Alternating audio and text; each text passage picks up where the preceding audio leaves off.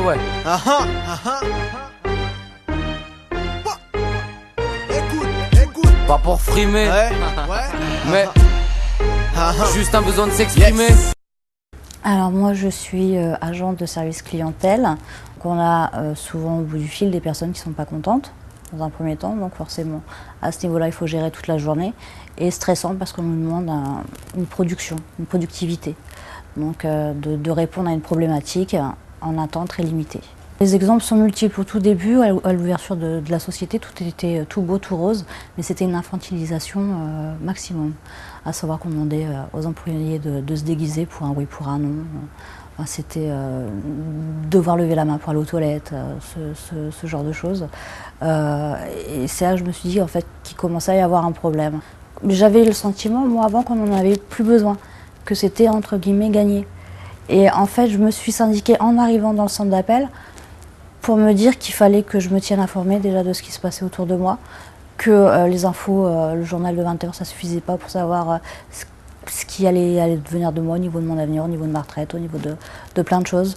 Et pour avoir le sentiment de participer, je veux dire, dans 20 ans, ce sera trop tard. De dire, si j'avais su, j'aurais bougé il y a 20 ans.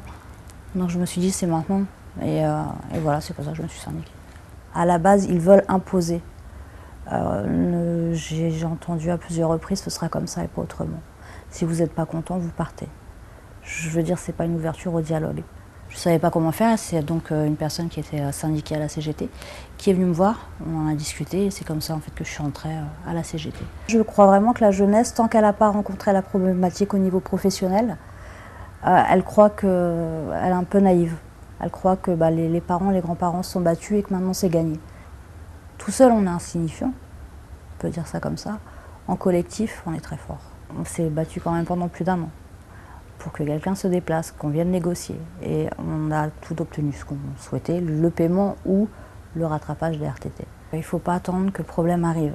Il faut que tu saches dans quel monde tu vis, à quelle période on est, que rien n'est gagné, qu'il faut se battre tout le temps.